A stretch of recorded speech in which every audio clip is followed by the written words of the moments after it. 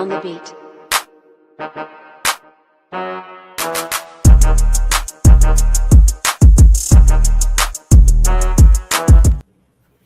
Hello, hello, hello.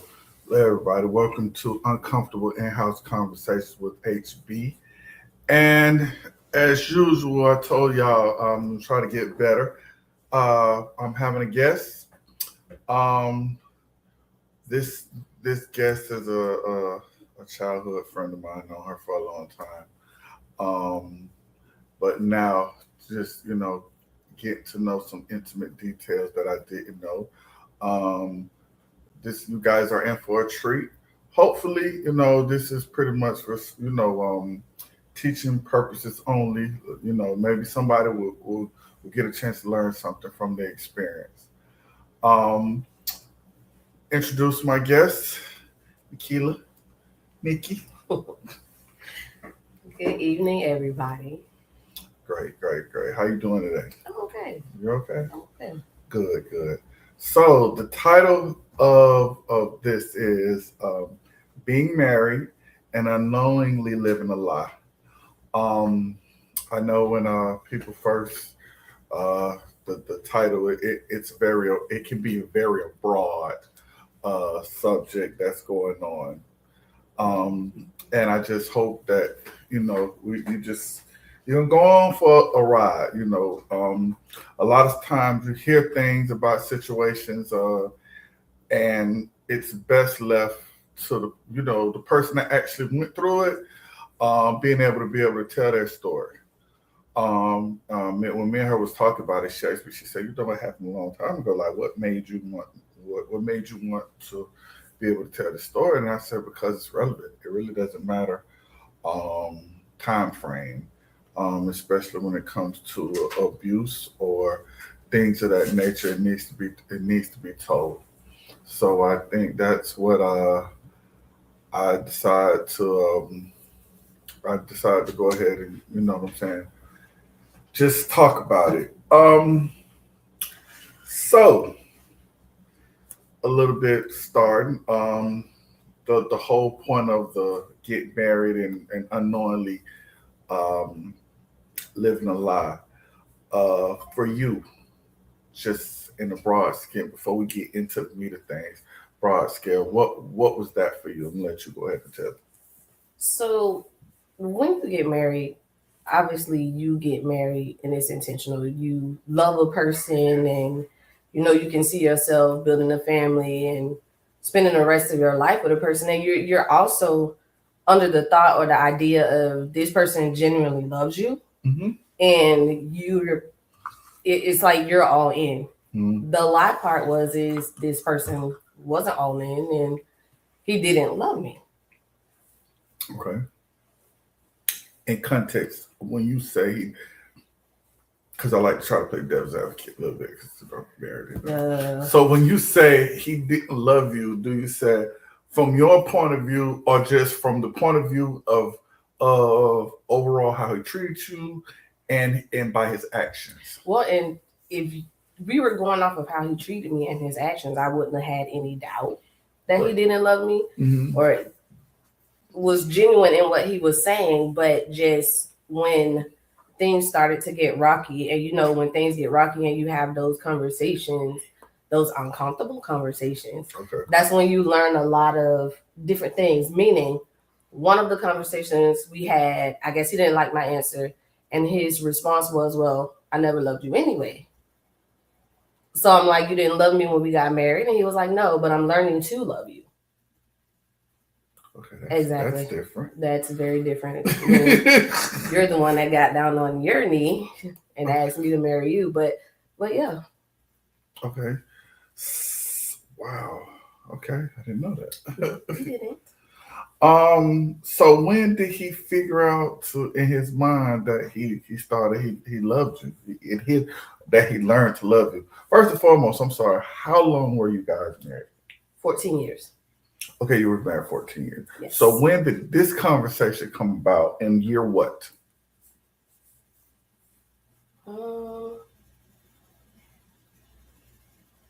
Maybe like year 7, year 6. Year 6. Because year 6 is when it really started getting rocky. Year 6 it was like, okay, you're about everything else and you're not about me and you're not about your family. You're about doing you. What do you have going on?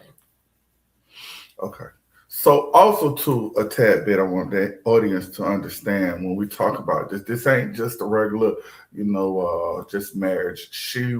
We talk about, again, in the church. Mm-hmm. You grew up in the church, Mm-hmm.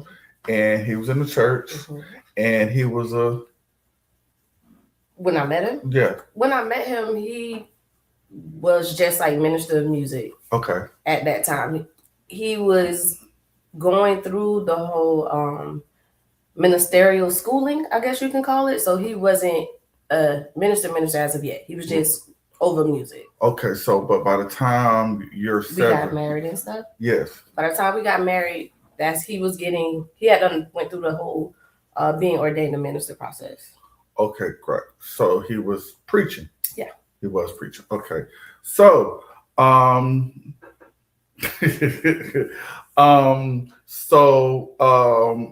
to further ado, instead of alluding and everything, I'm going to show y'all the whole point of when we talking about living a lie. If anybody didn't hear about this happened some years ago. We're going to go ahead and show the first newspaper clip, and then we're going to discuss from there what happened.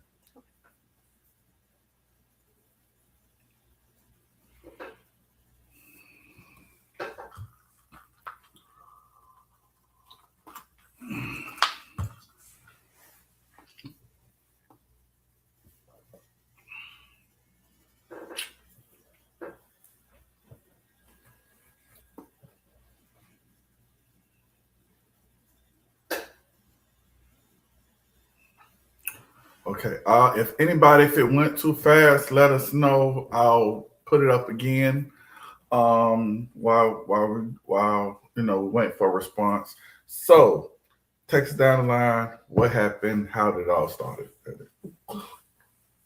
That's really a good question. So, she wasn't like deemed our goddaughter. We gave her that title because we saw a need. We were meeting a need. So she was in your church, a young girl in your church. Okay. A young girl in the church. Stayed down the street, knew her mom very well. We did a lot together. Like we would go to her house for dinner and stuff, and she would come to our house for dinner and stuff. We hung out with them a lot. Okay. You mean how did I find out when I got the call? Yeah. No, just continue on about the relationship because I want to, tie it all in. Every sense of the word, goddaughter. We took care of her. School time, we went and we bought school stuff. Time to get hair done, we went and got hair done. Like every sense of the word, goddaughter. Okay, and at that time, you had your first child, second child. At that point, I had 5. Okay, so at the time she had 5 kids, 5 girls, 5 beautiful girls, and I was pregnant with the last one. You're pregnant with the last one, with the 6th child. Okay, so and everything was going well, and then I saw it on TV. Okay, so you saw it. I saw it on TV, him getting arrested. My mom called and she was like, you might want to turn on the TV. And I'm like, this lady, she always calling me talking about something on the news. So turned on the TV and there it was, biggest day. And then my phone started blowing up. So, right away I couldn't contact him. He couldn't contact me because at this point they went to his place of work and they picked them up. So before that, I hadn't had any inkling of an idea or could even put a thought together to say that this is something that was going on. Okay. So when I saw it on TV, that's when it was like, oh, okay, this is what we doing. So he got arrested. Yes. What happened to the girl at the time? She was fine. She was with her mama doing whatever they was doing. So at the time, did you think it was a lie? Did you like? I know your mind was all over the place, but if we can kind of like,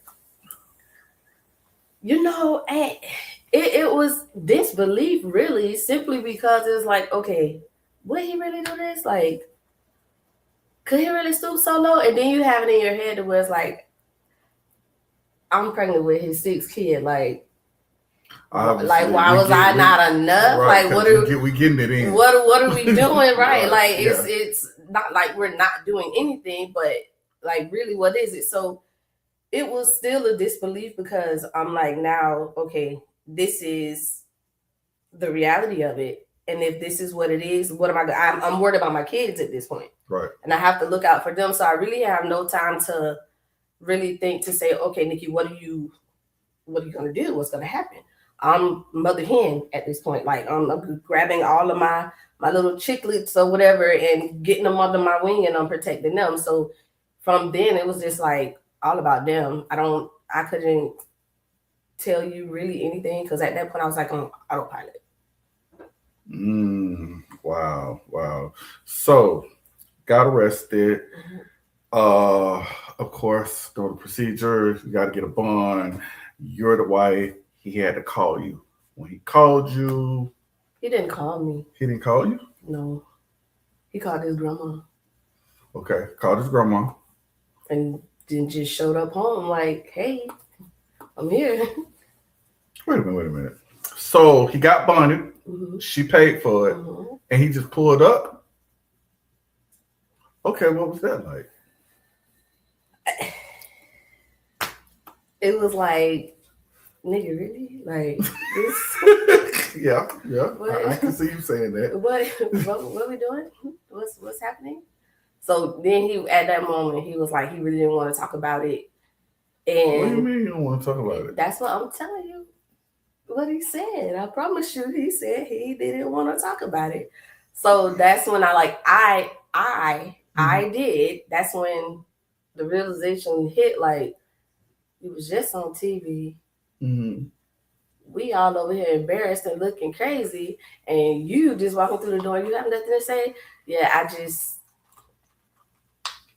I broke some stuff and said a whole lot of stuff. And okay, so that happened.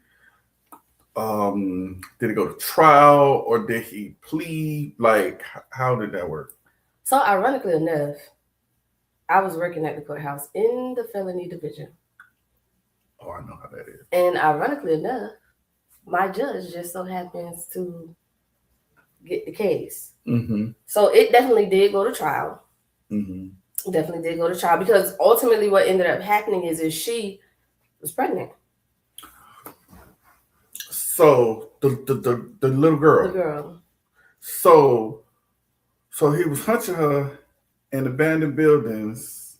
From what they say. Yeah, in different places, and she got pregnant through this process. Yes. So was he saying it was his, or he wanted? No, of course he was denying it because he was still saying that there was nothing going on. He didn't do it. They were lying. She was lying. Okay, so she said that nothing was happening. He said nothing was happening. Yes. So how did that come about? How did he get arrested? Somebody caught him?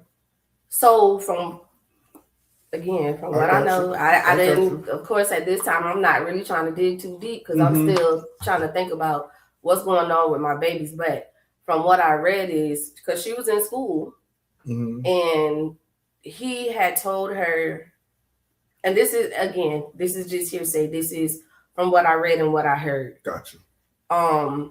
He was telling her, well, he's not going to leave his family. He's not going to leave me. Basically, you're not having it. So she was upset or whatever and went to school and told somebody at the school who ultimately tell somebody, had to tell the teacher. Okay. Right, who ultimately reported it. Mm-hmm. So that led to the arrest, and which led to the trial. He ultimately ended up taking a plea because the judge was like, his need to be out is greater than his need to be in, because Right. at that point I had more the You had baby. the baby, right? Okay. So he was like, he had 6 kids. You need the help, so Right. we're going to. So now I gotta play politics. Yeah. Right. So that's the point that I was trying to make. So at that point, he had to take a plea. There's a clip of you stating, that's why I was asking, like, when did it come about that you believed or you didn't believe? Or at this point from this clip, where was your head? Was you like, I just need him home because I need him to? Actually, no. Okay, just show the clip. It said his wife of 11 years, the mother of his 6 daughters, aged 2 to 9, also spoke in his favor. He is the of a father. Killer Lewis said, I wouldn't know what to do if he went to prison. Right there. What was your thought process? Was it politics or what they told you to say? That part. What they told me to say. Yeah. I get it on his behalf. To get him out of jail or to at least have some sympathy. And really, at that point, I wouldn't have put the word epitome there. Mm-hmm. But really, at that point, he was, for what it was worth, he was a decent dad. Great. At that point, right, he was a decent dad. So I really and ultimately wasn't saying nothing that wasn't true. Right. But just epitome. Could he have been better? Yes, he could have been better. But yes. Yeah, I mean, and I appreciate, because again, I get on the ladies a lot about, being mad, being their feelings, and not, just because something happened, you are being transparent about the fact. At the time, he was being a present dad.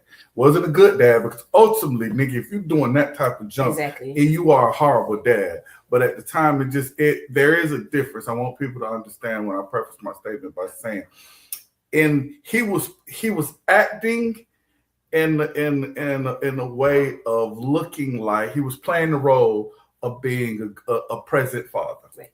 So that there is a difference. I don't want people to be like, oh, well, at the time. No. There's a difference. A lot of people know how to act or play certain roles. So that happened. He was on. So he came home. What was he on? House arrest? Community control. He had 2 years community control, and then I think like 8 years of house arrest. So he was looking at 65 years.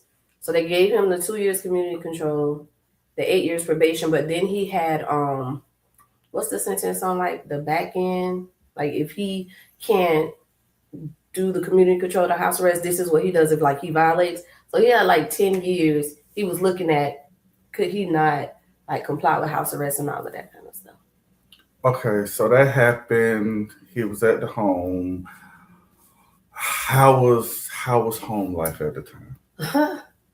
That's when it really took a turn for the worse. Okay. So and we could chalk it up to stress and him naturally, and him coming home thinking everything is cool and like we're cool and we're really not, because the truth be told is we in and of ourselves, we didn't deal with the situation, right?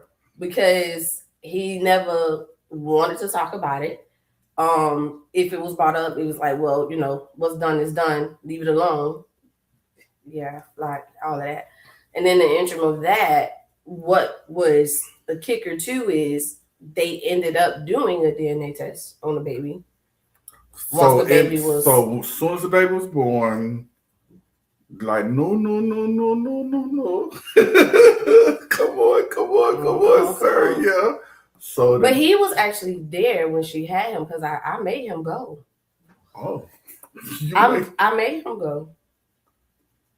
Because so my thing is this kid is innocent. Right, the kid is innocent. If they're saying that this baby is yours, but yet you're denying it, all right, as soon as this kid come out, let's go swab this baby, do whatever, Let's get it and out then the let's way. get it out the way. Okay. So that's what I You're mean being a by when I grown- say I you're- made him go. Right, you're being a grown woman, being a grown woman about it. Right. Like even if it wasn't, the circumstances wasn't worst case scenario. If it was just another woman, Right. and you got a one person. Okay, gotcha. All right. So that happened. Baby is. So they started really, they meaning her And her family. Come on. had really started applying pressure. Mhm. And I don't know why, because I guess they thought like I was gonna hate the kid or try to do something with the kid, but truth be told, I did a lot for the kid. I was about to say, like she within herself, she was like another child to you. Gotcha. I did a lot for her kid and still do a lot to Okay. this day for him or whatever. But it got real bad.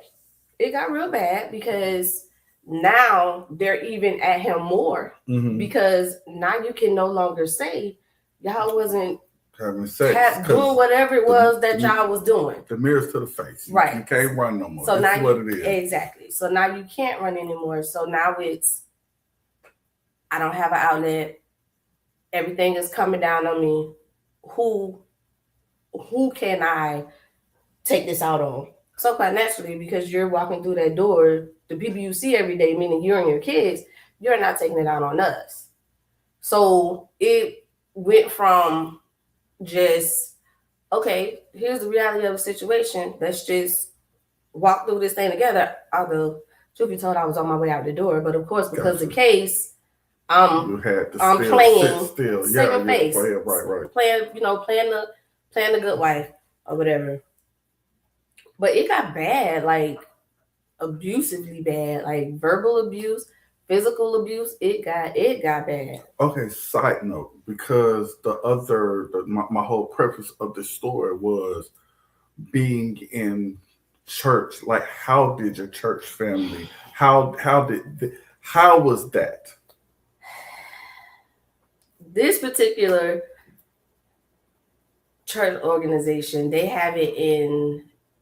I guess it's like their bylaws or something, but Bylaws. What is it about? I don't know what to. I don't Gotcha. remember what they call it, but it's like if something happens, especially with people who are authoritative figures, like the ministers, the elders, the pastors, and stuff like that. What they do, let me say what we did, not what they do, because I can't say that's what they do. No. This is what it looks like. I'm gonna say this is what it looks like. So, but what we had to do is they legitimately called all the ruling elders of the church. Okay. They came to our church here, and they both, him and her, had to stand before a church full of people and these ruling elders and literally say what they did. Okay. And literally have to tell them, not me, them, the people sitting in the congregation and the ruling elders, that they're sorry. So I'm sorry, excuse me. F y'all irrelevant. So here's the thing. Before you even say that, they asked, did anybody have anything to say? You know what I did? What? You raised your hand? I raised my hand. So they asked, what did I have to say? They didn't like my response because my thing is, how y'all telling them to say sorry to them and y'all, and ain't nobody said nothing to me yet? Right, as the wife, as the kid, as the custodial parent of my children, who literally have to be able to deal with this emotional, mentally, physically, and spiritually. Exactly. Yeah. So it's like, oh well, let me speak to you outside. We'll talk later. So they pulled me to the side and they was basically saying, like, from her, don't expect an apology from her because she's a kid and she doesn't know any better. So why they trying to make her apologize to them?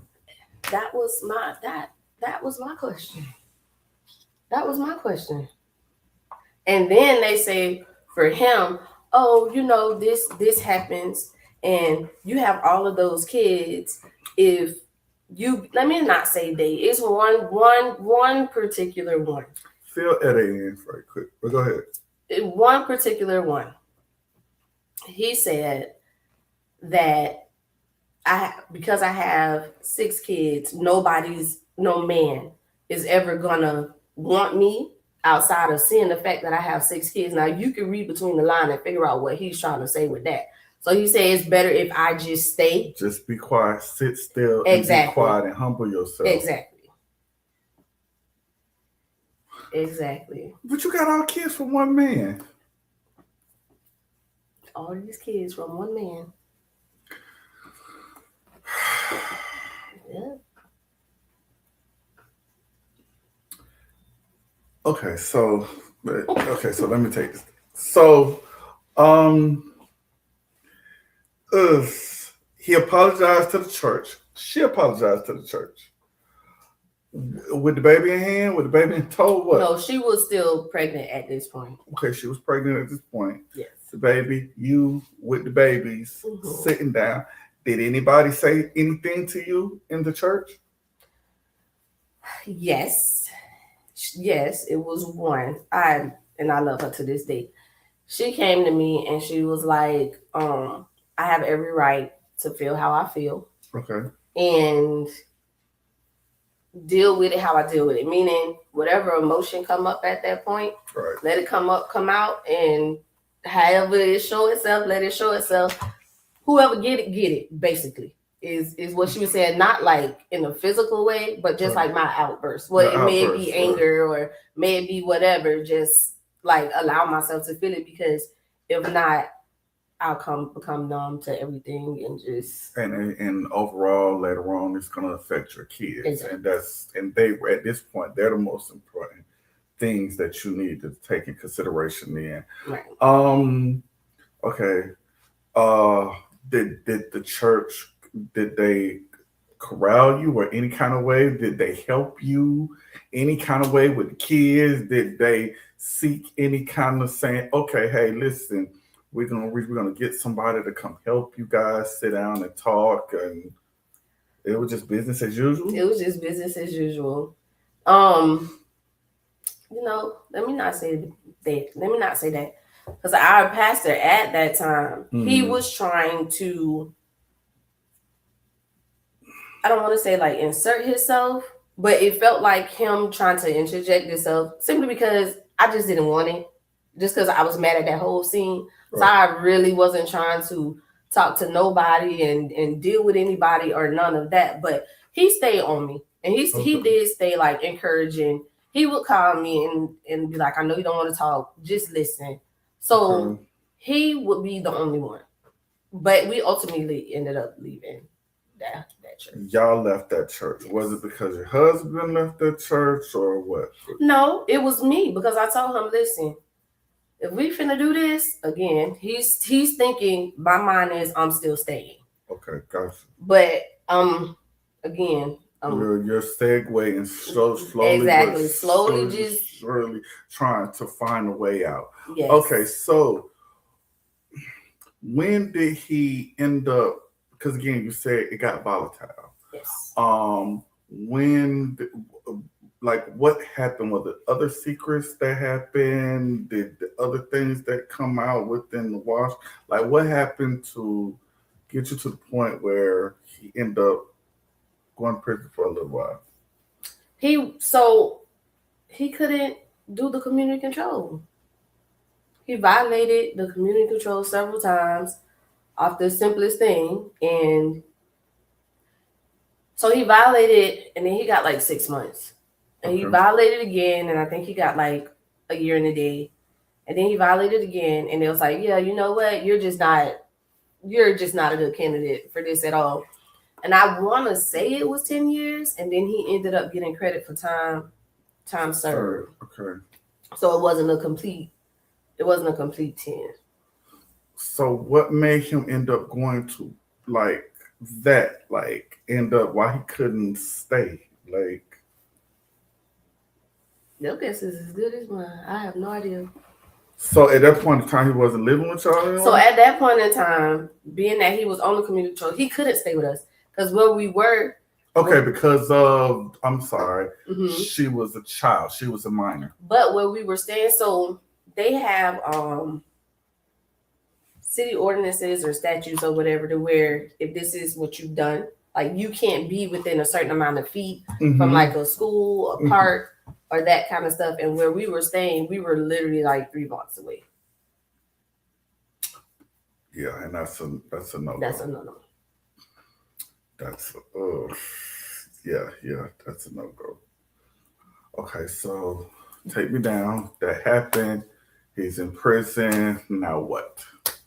Oh, you get them good divorce papers. So while you in there, I saw an opportunity and I took it. what did he say? Well, he definitely sent them back several times. But when we got to finally go before the judge already knew because I had like wrote to the judge saying, hey, I've tried to do this. He's been served. He's refused to sign. He's refused to acknowledge. So the judge was like, well, okay, he is where he is. He really has no say. So he was like, he's just going to be on the phone just so I can tell him, hey, sign seal is done. And he was like, I'm not going to give him a chance to say anything. And that's what he did. We went in there and he went through the papers and just like went down if we had any assets, what about the kids and all of that kind of stuff. And once he was done, he was like, thank you, have a good day, and hung up. Okay, so hindsight, at the time you went through that, the kids were young. The questions, how did you explain? You know, because they were so young, they really didn't have any questions. They really didn't have any questions. How did you personally deal with that? Again, 6 kids, church, fam, like everything for me. I don't want to put words in your mouth, but just to think that you had some kind of stability or some kind of fundamentals, like, okay, I got my parents, I got my husband, I got my kids, I have my church family, like all of that count.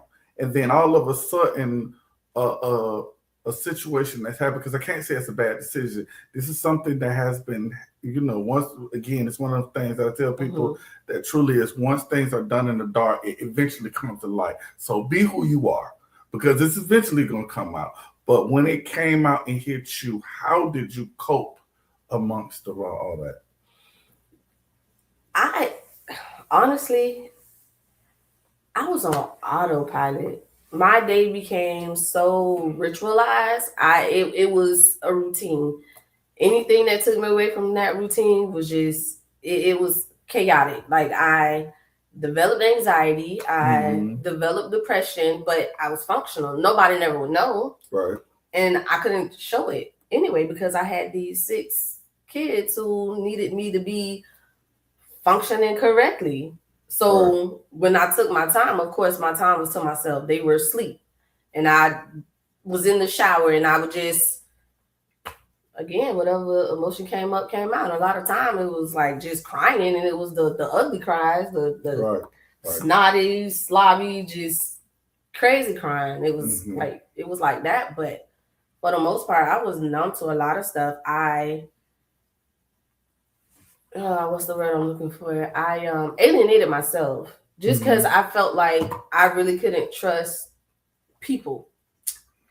Not like that, because the people who... The closest person that you had that you thought broke you. Broke me. And not only that, the people who I thought, the church people. And we had been with these people for years, so it's not like... Yes, because this is and I tell people all that it's a different kind of level, because this is something that's supposed to be embedded and taught that again, this is spiritual. Like, being anointed, God has them have you, and this is what it's supposed to. What you say, Keita? I always wanted to know her POV, what happened, because there was a whole mess. Yes.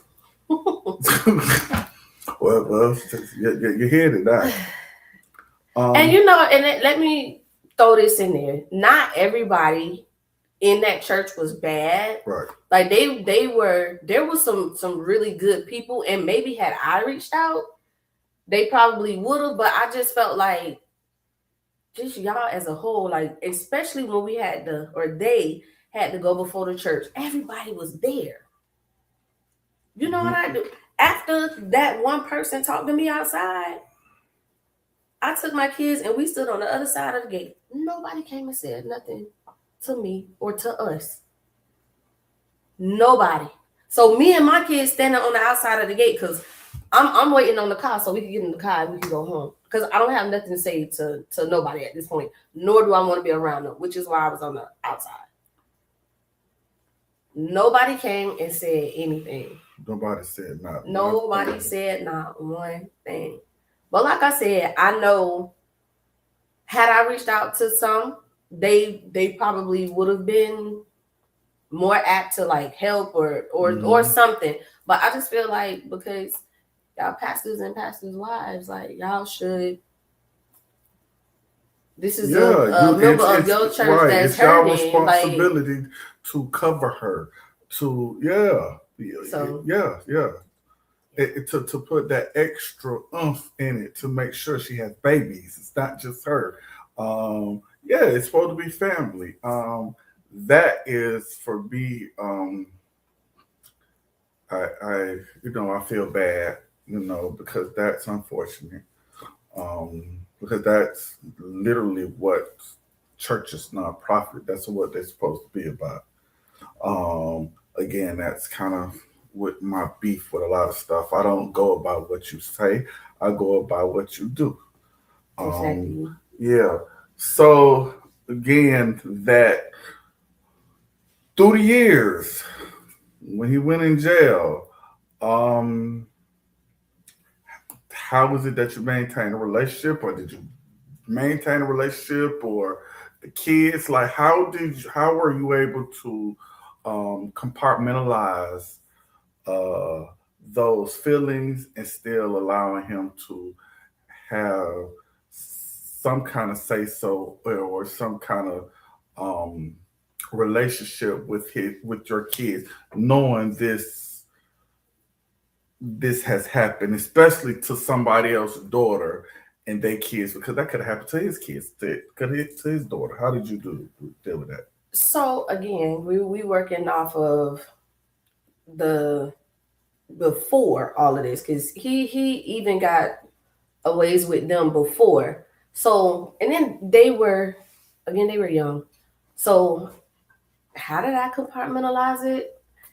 It was to the point where I was not sleeping. Every time I turned around, I was having some type of anxiety attack. Like I had lost a lot of weight. I had to go to the doctor and get my happy pill. So the happy pill ended up helping me to just function enough to say, hey, you know what? Somebody still has to be and do for these babies, and that's you. That's on you. I had his mom before she passed, and I had his grandma. So their grandma and great grandma, they did a lot. Okay. They did do a lot. But just I don't know, that happy pill, and then just keeping them busy helped with that too, because I didn't have to think so much. Okay. So I don't know. I guess. I don't know. How do you think, or did it not have any kind of effect on them throughout the years? It definitely did. Going to their adulthood, and it definitely did. What was it? So that was the reason why I tried to kind of like keep their lines of communication open. Although me and him weren't speaking, we did have it set up to where they would go to their grandma's house like every other weekend for him to call and him to have a conversation with them, because I didn't want to take that away from them. And again, at this point, they're still young, so they don't really know the gravity of the situation. I can't even tell you what he told them or the reason why he told them they were away at that point, because I wasn't telling them anything. So I'm like, you know what? I ain't do it. It ain't on me. It's not my responsibility. It ain't on me. I ain't do it. So just through years because, like you said, eventually it's gonna all come out.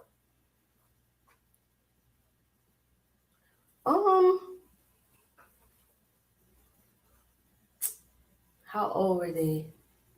He got out. I forgot. I forget what year he got out. Mm-hmm. But the year he got out, they threw him a party, and he ultimately was engaged. So in him getting engaged, and I love his second wife to death. Okay. She treat my babies like they're hers, and me and her, we're really cool. Okay. She's the one that actually told them, listen, you gotta tell these girls, because at that point they were hearing bits and pieces. I forget how old he was, how old they were. I know they were teenagers. Okay. They were teenagers when he got out. So she was like, you need to be honest with them about what's going on, because they're gonna hear things. And they were already hearing things. You know how school kids can be. Right. They can be mean. They can be mean. Right. And it wasn't to the point of like bullying them. Right. With it. It was just asking questions. Exactly. Okay, gotcha. Exactly. Because once again, you dealing with church people, and you go to school with church people, and the church people know your business, so they just doing them. Being messy. So that's how they found out. They were teenagers, but they found out through him, but her making him be completely honest. Okay. With them. So that was a question I saw. I forgot your question. No. Shucks. So did they have a relationship with the child or the girl? Like again, throughout the years, like when I asked you, how was that? Well, hold on. Pause on that. Let's go back. Okay. What effect did it have on the girls? Who did it affect more? Was it the oldest? Was it the youngest? Was it the middle child? Like, and from your point of view now, everybody pretty much they're grown. From my point of view now, okay, looking back, number 3 mm-hmm. and number 5. Okay. They were most definitely daddy's girls. Mm-hmm. And yeah, number 3 and number 5. But number 5, once she got to like really paying attention and seeing like what everybody was saying, her mind was like, you know what, that's messed up. I don't want to be a part of that. Number 1 was always ride or die with me. Right. Mommy, if you all right, I'm all right. Right. She was always ride or die. But everybody else was still like they were neutral. Right. They were on neutral ground. If I see you, I'm going to be respectful. I'm not going to be disrespectful. But am I going to pick up the phone to call you and say, hey, I want to come? No, I'm not going to do that. But if you call and say, hey, I want to see y'all, can y'all come? Then they're like, yes, we'll come. But they wouldn't go out their way to go see. Right. Them. If mommy push it, I go. And no, not even if I push it, because I always put it on them. Listen, how do y'all feel? Do y'all want to go? Because I'm not going to make you go. Right. But most often than not, they went because grandma and great grandma was there. Okay, and they had a relationship. With them. So she there, they felt safe. Right. Gotcha. Or even when he got married, if they knew she was gonna be there, that was the buffer. Yes. Okay. That's fair. So 3. So what were the outcomes now that you see? Like, how did it affect them? What happened? Trust. Okay. A lot of feeling not wanted, if that makes sense. He did like deal with them harshly, and I'm like really choosing my words. I got you. So they're like putting 2 and 2 together. And it's like, oh, okay, well, that's why you dealt with us like that. But what did we do to you? Gotcha. And now they're not they're more protective over me now because everybody's like, yeah, he good over there, we great over here. But them putting two and two together, it's like, you know what? My mama took the brunt of a lot of that because when he would get, as the kids could say, rah rah, when he would get rah rah with them, I would step in because what you're not gonna do is Just take that on. Yeah, you're not gonna do that. So now they're like, okay, she took on a lot. Like, you know what, Negro, you was a real handful, sir. Like, we don't know what you had going on, but they're coming to like choosing the type of relationship they want to have with them because again, they don't want to not acknowledge him, and they acknowledge him for who he is, but they don't. It's not something that they're pushing, if that makes sense. Gotcha. If I see you, I see you. If I don't, I don't. I'll say happy birthday, but I'm not gonna pick up the phone and say good morning or good afternoon or good night or hey dad, like hi, how you doing? But if it's your birthday, happy birthday. Right. That's about the extent of it. Okay, so I'm back to my second question that I had before. What now? Like the relationship. What is the relationship now? Overall. With the brother. I mean, with the brother, with the they love their brother to death. So that's the thing. He tried to paint a picture as like, I really dislike this kid. Not so. Right. Because what ended up happening is his mom, before she passed, ended up getting custody of him. So a lot of the times he would be with me. Okay. So he would be with me, and he would be, of course, around his sisters. Oh, you're a hell of a woman. Listen, and again, this kid had women, nothing to do with I it. know it, but I'm just saying it's because it's not the kid, it's the mama you got to deal with. Because the mama was. Oh my God, the mama was locked up. Okay. Oh, okay. Oh, okay. It's a lot. It's a lot of dysfunction. Okay, I got you. It's a lot. Okay. That's how. I don't want to cast any kind of disparages. Exactly. So that's how grandma ended up getting full custody of him. So he didn't just at any time decide that I got to take responsibility and step in and said, okay, this is the seed that I've sown, and maybe I need to, in order to cover my kids again, because especially being supposed to be a man of God, you are going to be judged way differently and way harshly. That's why I don't understand so many men decide to go into light. That's why I don't even like to play in that realm. Well, he did. He did try to redeem himself, and he was back in church, and he was, back. But being in church, all that don't mean nothing if you're not doing the work. That right there, that's again, that's like I can do all that. That ain't nothing. That's the easy part. Because if you know how to do that, you can do that.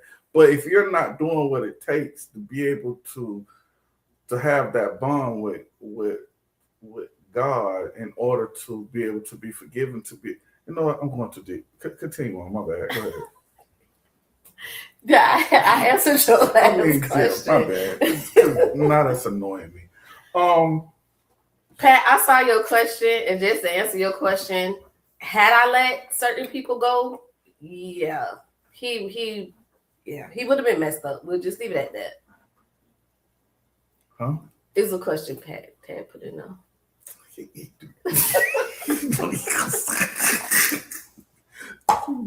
You know he's gonna come from us. So ultimately, to answer your question, their relationship is great.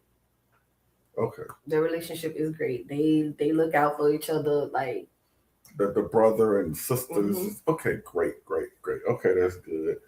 You said what? The church accepted him back.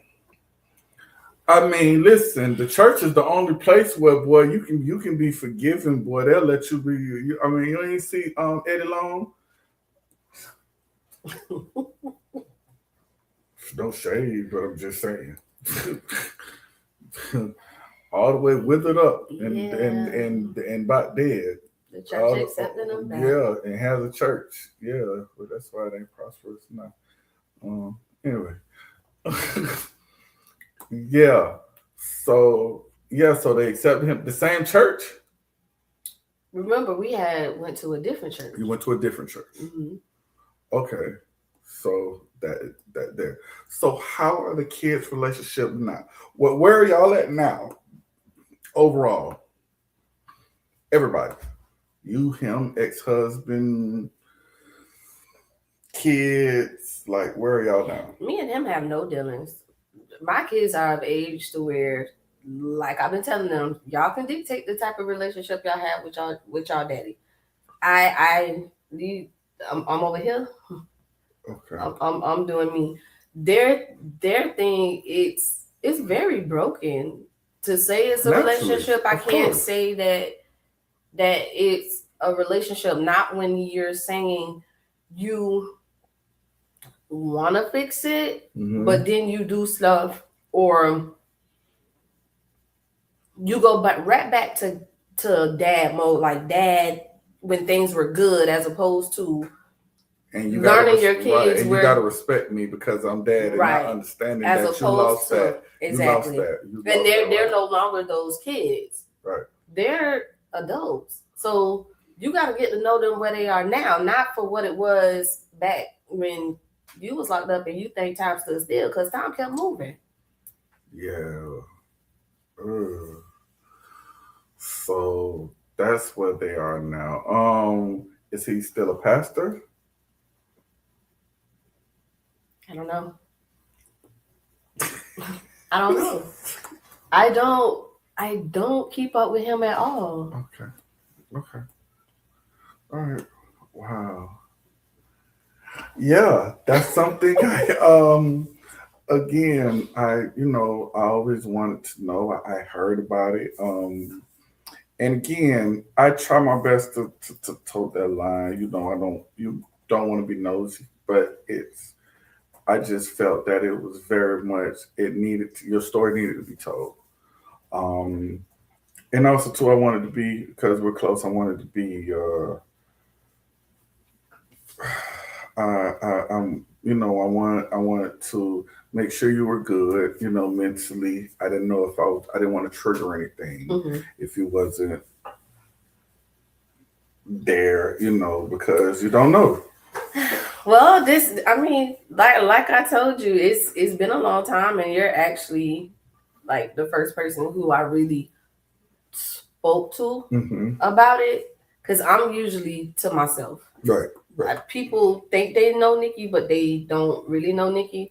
Mentally, I'm okay. Did it take a lot of work? Yes, it took a lot of work. Because I will say this, and I went back later and apologized to her, just in compartmentalizing a lot of stuff and being on autopilot. Like there's this one person that I like, in me just not caring, but trying to get back some semblance of me, and just trying to feel something outside of fear because of anxiety, depression, just trying to get back some semblance of happiness. Like I did something that was selfish, and I know I hurt a person. Right. But like I said, I went back to her and I did apologize. But even in that, it was one of those things like, you know what? I messed up. I'm going to just go and say I'm sorry, because I'm kind of tired of her, saying and doing things. But then I had to go back and be genuine about it. Once I got the counseling, because I did go to counseling. Right. And I definitely put some work in. So, but mentally I'm at a good space. That's really good.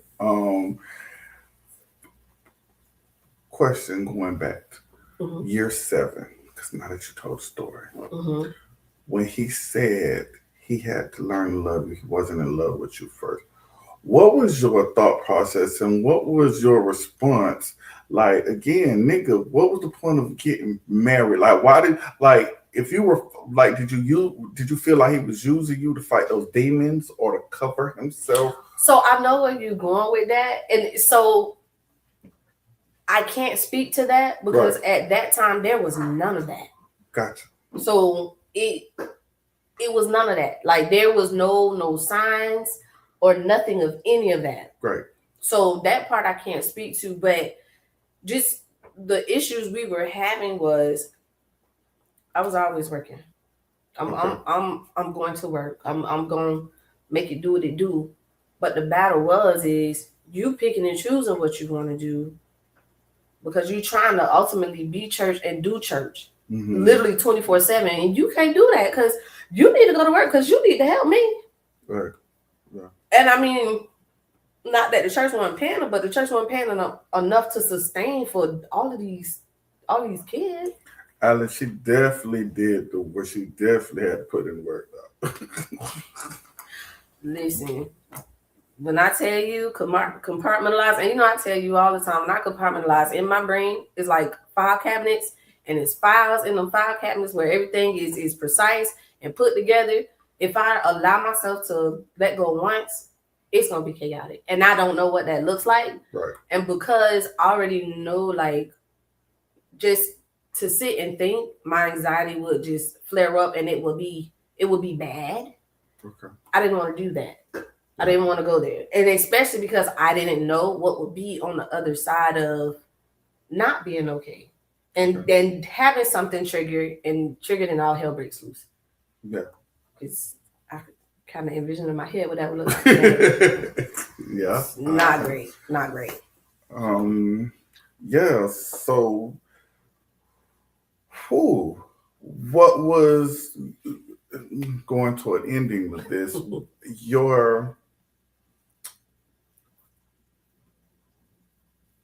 Of course, you were scared, but just to the point where what you thought and what you believed in was real, and it got to a point that it wasn't real, and I'm gonna be alone. What was your thought process on that? You to be honest, I really didn't have time to think, because it was literally, I went from one day being a 2-parent household within the same day being a single parent household. So I didn't have time to be scared. I had to figure it out. I had to figure it out. And I had to think on the fly. Yeah. So everything didn't come easy quite naturally, but my motto is I'm gonna make it happen. Okay. When I say that, not doing nothing illegal, but I'm gonna do what I gotta do. You have to do because your kids, you have to stay afloat no matter what, because if you crack, everything else cracks. And I must say, you did a great job. Thank you. You're doing a great job. Thank you. But even with take it back, like I didn't know that even now the kids have a great relationship with their brother, which is phenomenal. Oh, they have he just graduated from the Navy. Okay. And I think he's going over to Japan, I think he said. And he came home just to see them, to go back out. So, oh wow, yeah, because they couldn't go to right, the graduation, so he came to see them literally and was right back out the door. Good. So on that note, again, this was a lot. Now taking all this in,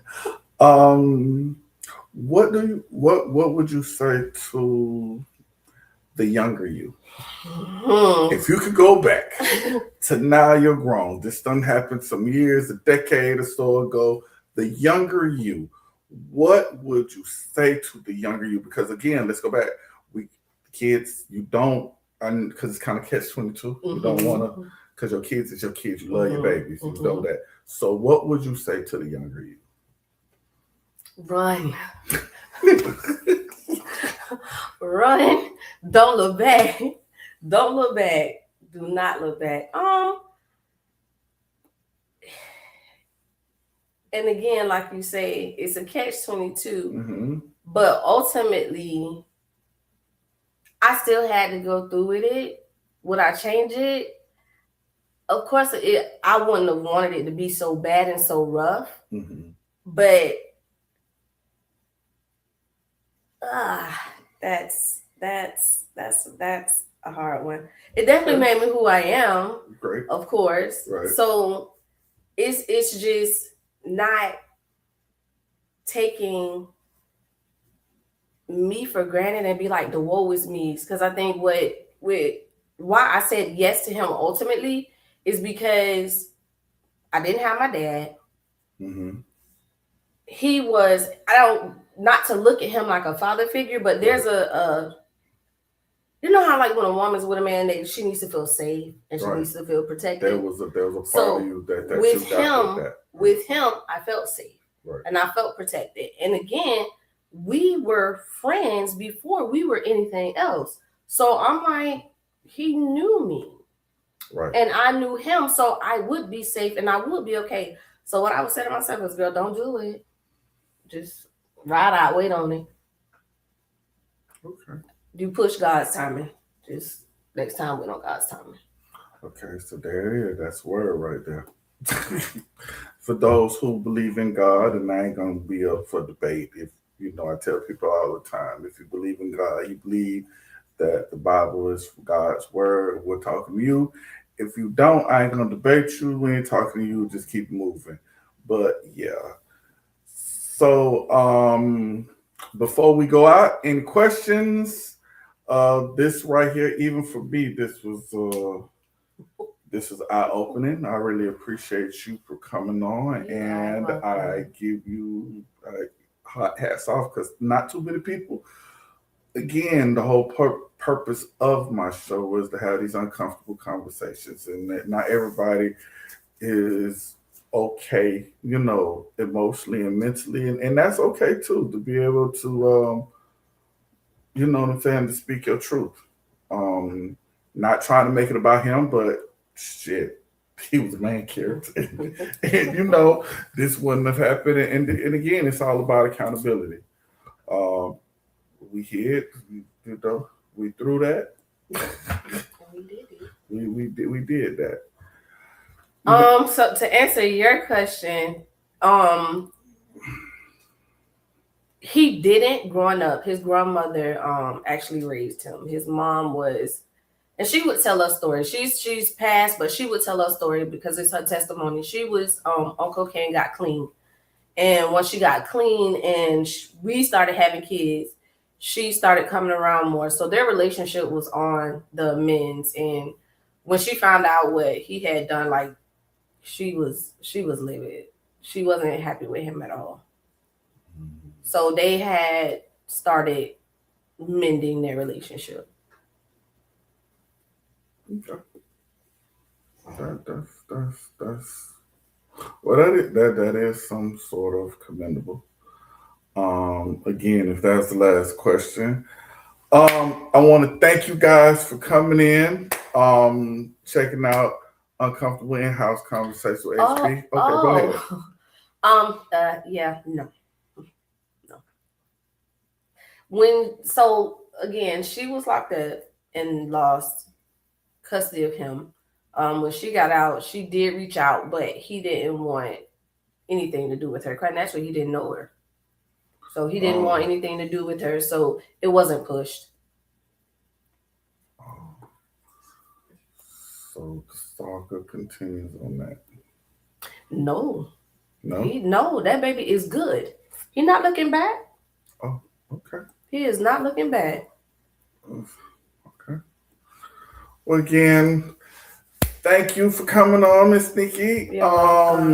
Thank you, viewers, for coming in, checking out. Again, if you have any more questions, you know, or want to reach out to Nikki, she's on Facebook. And yeah, I'm taking all of this in. I'm sorry. Again, thank y'all for coming in, tuning in from Uncomfortable In-House Conversations with HB podcast. Next week, we get back to the grind with from our perspective with B&D. Again, appreciate y'all for tuning in. Peace out.